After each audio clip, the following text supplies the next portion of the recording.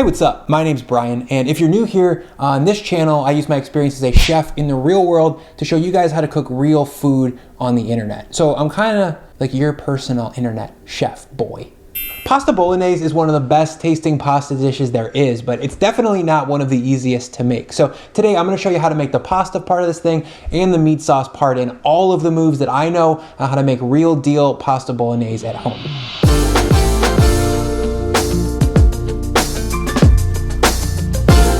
Before I jump in here, I just want to say a huge thank you to everybody who supports this channel on Ko-fi. That support goes directly into funding the research and development for these videos, and it gives me a lot of motivation to keep making them. Also, if you guys like this video, maybe give it a like, hit subscribe, and turn on notifications. Enough of that, let's get into it. Okay, we're gonna get started first on the actual bolognese part of this dish. So I'm gonna preheat my oven to 425 degrees and grab 3 pounds of ground meat. For this sauce, we're gonna need 1.5 pounds of ground beef. This is 80-20 ground chuck, and 1.5 pounds of ground pork. This is ground from the shoulder, and there's plenty of fat. As you can see, I'm kind of mushing this meat out into an even layer on this sheet tray because instead of browning this in the pan, we're gonna roast it in the oven. It's a lot more hands-off this way. You get more caramelization, and most importantly, you don't have to suffer through stirring and breaking down beef clumps for 25 to 30 minutes. Once that's laid out into a thick meat sheet, we're gonna throw it into the oven for about 15 to 20 minutes. Up next, we need to get our aromatic vegetable base of this soup ironed out. So for that, grab your food processor. I've broken down the vegetables that I'm adding here into large chunks so that everything breaks down evenly and quickly. So into the jar of this thing, we're gonna add 1 medium red onion, 2 large carrots, 1 small bulb of fennel, 2 celery stalks, and 4 to 5 garlic cloves. I'm gonna pop the lid on and run the food processor in pulses so that I don't over chop this stuff. It only takes about 5 to 6 of those pulses before we have nicely broken down veggies ready for the pot. I'm gonna grab my 5.5 quart Dutch oven here and preheat that over medium-high heat. I'm gonna add in about 3 tablespoons or so of olive oil, preheat that, and then I'm gonna add in 4 ounces of chopped pancetta. If you don't have pancetta, you can use bacon, but be aware you're gonna bring a little bit of a darker, distinct, smoky vibe to the sauce. I'm gonna render out the fat in this pancetta by frying it up for about 3 to 4 minutes until it crisps and it's starting to get golden. Next, we're gonna fold in all those chopped veggies along with 2 strong pinches of salt and saute on medium-high heat for another 10 minutes or so. While that's doing its thing, we're gonna check back on our meat tray in the oven. And there you go. This thing's caramelized, it's cooked, and we really didn't have to pay attention to it at all. One of my pet peeves in cooking is when ground meat sets up into large protein nuggets that you have to smash up with your wooden spoon, and they just never really get broken down into sauce-worthy pieces. For now, the veggies are starting to caramelize, and we're gonna add in 50 grams of tomato paste. I'm gonna stir that in, fry it up, let it bloom for a second, and then I'm gonna add in 200 grams of dry white wine. If you aren't a white wine boy like B boy is, red wine or dry vermouth will totally work as well. I'm gonna cook this white wine down for 2 minutes or so we can reduce it and deglaze all the brown veggie bits from the bottom of the pot. Behind that, we're gonna add 1 28-ounce can of crushed tomatoes. Behind the tomatoes, we're gonna add 150 grams of whole milk, stir this whole thing up to combine and bring it back to a simmer. The meat on this tray is cooled off a little bit, so now we're gonna go in there hands first and smash it all up. Don't worry about the fat or any juices that are sitting on the pan. We wanna get all that into our sauce. Make sure you're going hard and really breaking down this meat. We really wanna have a luxurious texture to our sauce, and having well broken down ground beef and pork is a huge part of that. Okay, that looks good. So we're gonna move back over to this simmering tomato sauce. We're gonna scoop in all this meat and stir things to combine. On top of that, I'm gonna add 400 grams of chicken stock, stir that in, bring everything back to a simmer, and then add 2 generous pinches of salt. Next, I'm gonna throw the lid on my Dutch oven. We kind of want it half on, half off so we can let some evaporation happen, and then I'm gonna load this into a 300-degree oven and set a 1-hour timer. Okay, now is the part where we actually make pasta for this dish, but I wanna give you a quick disclaimer. While I have made hundreds of batches of pasta, they've all been in restaurants in large batches, and for that, you use a stand mixer.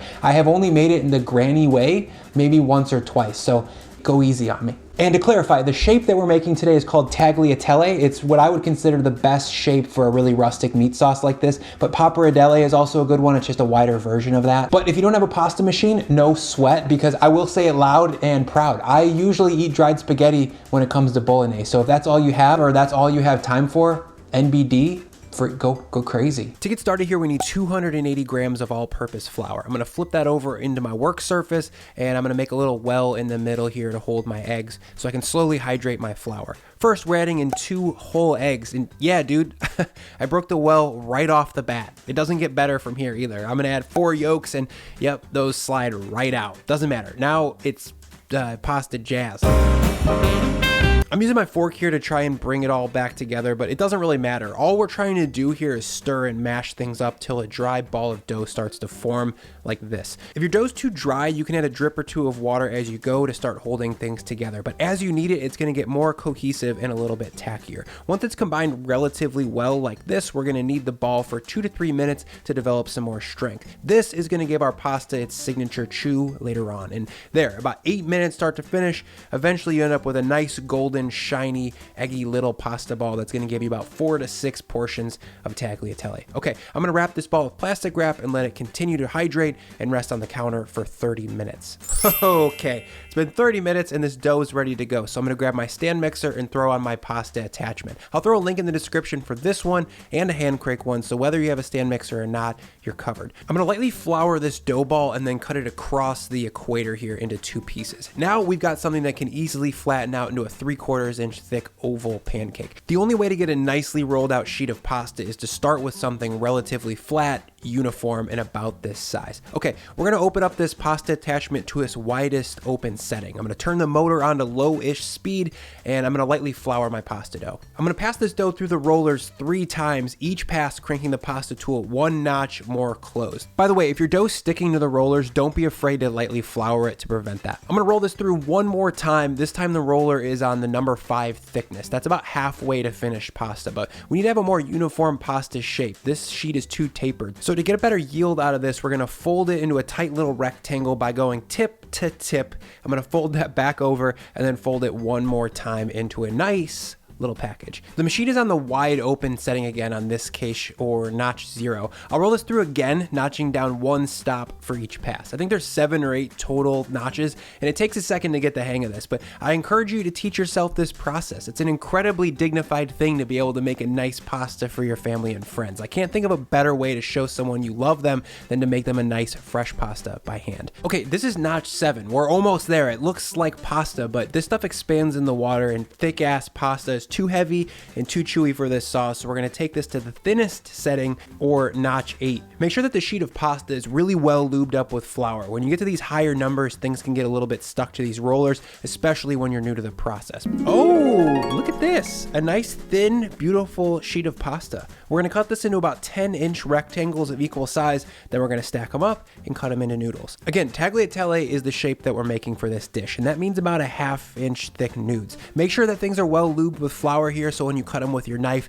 they don't get all stuck together. Once things are cut up, we're gonna give them a nice fluff, and just look how pretty this is. It's gold and delicate, and I'm very excited to eat some in a minute. I'm gonna portion these up into roughly 6-ounce portions and throw them in the fridge until my bolo is complete. By the way, these pastas freeze well if you wanted to make these in advance. Don't keep them in the fridge for more than 24 hours though, because the eggs are gonna turn green. All right, it's been 1 hour, and I'm gonna head back to the oven and take the lid off this Dutch oven and turn the oven up to 325 degrees and cook this sauce for an additional 30 to 45 minutes. More often than not, this sauce is made on the stove top and is cooked slowly for 3 to 4 hours. I love the romance of that, like your granny in the back of the kitchen just stirring and tasting all day, but it requires a lot of attention and a lot of constant stirring. Cooking this in the oven low and slow like this gives us some concentration of flavor, some caramelization, and it gives us the same result with way less active work. And here we go, 45 minutes later, I'm gonna pull this out of the oven, and this sauce looks really dope. It smells sweet and complicated and really meaty. I'm gonna stir back in all that rendered fat that's sitting on top because it tastes very good, but if yours is excessively covered in a fat slick, feel free to skim it off, just use your best judgment. I know the sauce is mostly there at this point, it looks great, it smells great, but we definitely need to season it up and bring it into balance. For that, we're gonna add in 10 grams of sugar, 20 grams of nice-ish balsamic vinegar, and 5 to 8 grams of salt. But go with your gut, taste this, the salt level should really be up to you. Woo! This just tastes so sick. It's meaty, it's concentrated, and it's just really special. Okay, I'm gonna bring 4 to 5 quarts of water to a boil here and grab my pasta from the fridge. I'm only making 1 portion of this for myself today because Lauren's gluten-free, but this overall recipe will be a feast for 4 to 6 people. I'm gonna season this water with a strong pinch or 2 of salt and then drop in the tagliatelle. Fresh pasta only takes about 3 minutes to cook to al dente, so keep an eye on it and taste as you go. When the pasta is getting close, we're gonna preheat a 10-inch saute pan so we can and finish this pasta off like I would in the restaurant. I'm gonna scoop out about a 1/4 cup of starchy pasta water, and then I'm gonna flip in all of my cooked pasta. On top of that, we're gonna hit it with about a tablespoon of softened butter, and then we're gonna give everything the classic toss, toss, toss to emulsify the butter. I'm gonna add in anywhere from a 1/2 cup to a full cup of our finished bolognese. It's gonna get a little bit more butter, and then we're gonna toss it one more time to get everything coated and silky. We don't wanna go too big on the bolo because we're gonna top it off with a bunch more. No need to weigh it down at this point and make a mess.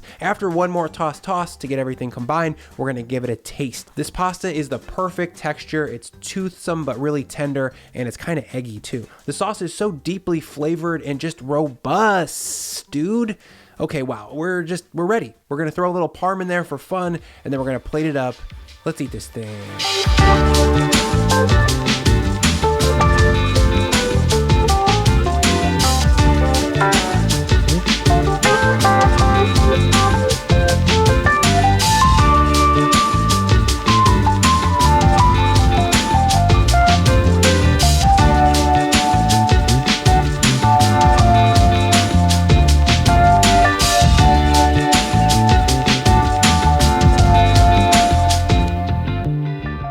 Yeah, so that was very, very comforting, super delicious, and the tagliatelle really brings everything to the ultimate, most authentic level. But like I said, I eat dried spaghetti with this dish most of the time. Let me know in the comments down below what your favorite pasta shape for bolognese is. Is it spaghetti? Is it strozza preti? I gotta know. Anyways, as always, guys, thank you so much for your time and attention. Thank you for sticking around, and we will see you next time.